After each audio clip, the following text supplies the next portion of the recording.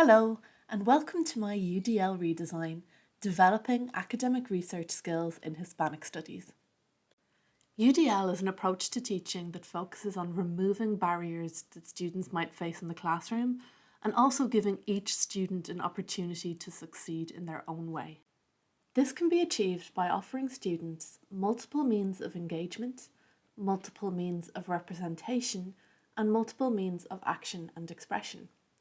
I found it really helpful to think of this as the why, what, and how approach to teaching. Reflecting on my own teaching practice over the course of the module, I settled on 3 areas for development in the future. Firstly, by pointing out the need to give students different ways to best demonstrate their learning, the module forced me to challenge my obsession with the essay. I love writing essays and I often really enjoy reading students' contributions at the end of the semester as well. Moreover, I kind of think of the essay and the ability to express yourself in writing as a superpower that has really enriched my life and it's something that I want to share with my own students. In the future, I'll certainly work towards offering students multiple means of action and expression, but I'm never going to let go of the essay, so I thought it would be best to focus my redesign on improving how we teach students to write essays and to research them more specifically.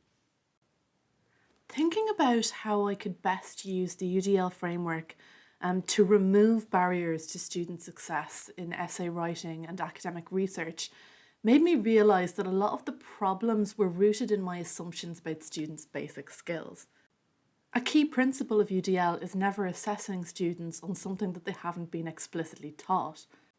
I've often made the mistake of assuming that students have basic research skills, and even when I've noticed that there's something lacking there, I'm often reluctant to do an explicit intervention because I feel like I might be repeating something that they might have covered multiple times on other modules in their degree. However, offering students multiple means of engagement and representation means that that level of repetition between modules is limited, and everyone, no matter what their experience of academic research and essay writing has been, will have something to engage with and improve upon. The best part of this is that once everyone is on a level playing field and has the same knowledge of how to approach a research question and write about it in an academic way, it means that everyone in the class is free to explore texts and topics of a much higher degree of difficulty. This realisation gave me the confidence to design a workshop for research and academic skills that would tackle one of the most challenging and complex texts in the Spanish language, the Transverberation of Santa Teresa de Jesus. This redesign took place in the context of the first year literature module, Reading Hispanic Texts. We had a particularly large cohort this year with 120 students, and as usual it was a very mixed group. This means that we have students from a wide variety of backgrounds, as you would in any module of this size at UCD, but also very mixed in terms of previous exposure to literary texts in second languages. While students on the BA Modern Languages might have been reading in other languages on other modules, students from the BCom International, for example, might not have had their experience yet. Similarly, there are a range of different kinds of experiences in terms of researching literary essays. However, the assessment of 3 blog posts and 1 research essay required students to be able to read and research in Spanish. With this in mind, my UDL redesign took the form of a research and writing workshop in week 9 of the module. There was a 1-hour interactive lecture on the Thursday afternoon and a 1-hour tutorial for group work on the Friday afternoon. The workshop was focused around a case study of St. Teresa's Transverberation. I chose this text because it is very short, basically 1 paragraph, so everyone could have a look at it before class, but also because it offered scope for multiple means of representation and engagement. Because the text is so canonical, there are a variety of interpretations available online and a wide range of secondary research. this allows students different ways of engaging with the text, particularly because you can engage with it from a gendered perspective with regards to feminism, from a religious or spiritual perspective, from a historical perspective, whatever is most interesting to the individual student.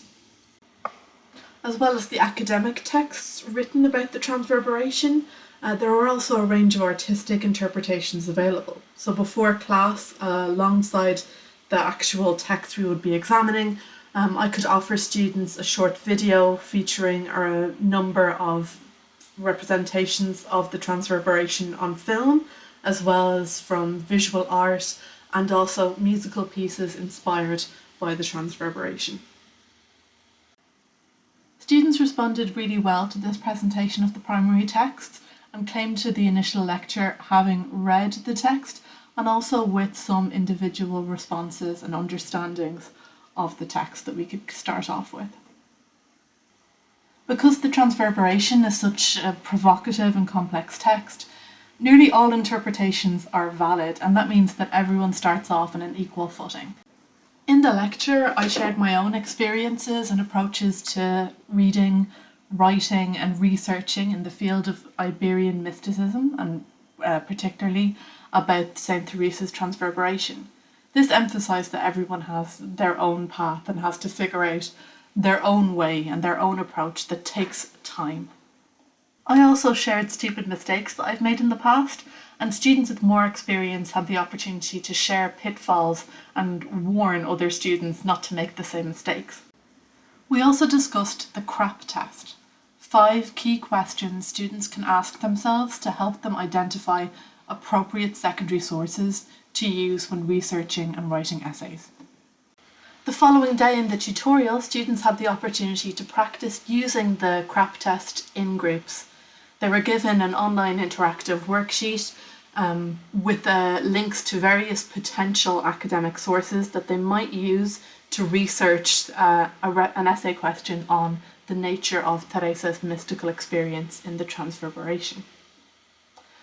So students could open the links, have a look at the sources given, and they had to decide whether they were valid sources or not and how they might be useful in responding to that question, just by looking at the abstract, the name of the author, the source itself, basically deciding whether it was worth putting the time and energy into reading the full article and really picking it apart in order to use it for research. Students had the option of either presenting their work orally through a spokesperson for the group at the end of the session, or to write it on the shared Google Doc. Most of them, as you can see here, chose to just write a few notes and then present it orally at the end as well. According to this tutor, there was quite a debate sparked. So for example, that first source here in column 1 was from Psychology Today, and some students strongly felt that it shouldn't be used, it wasn't ever appropriate, whereas other people thought that maybe there could be a use for a particular angle that they wanted to take towards the question. Ultimately, the takeaway should be that there is nuance here, there's leeway. It's not always the source you use, it's how you use it. So in future, doing this workshop again, I would give more time and more structure to that debate and discussion at the end, so students really have the opportunity to tease apart those nuances.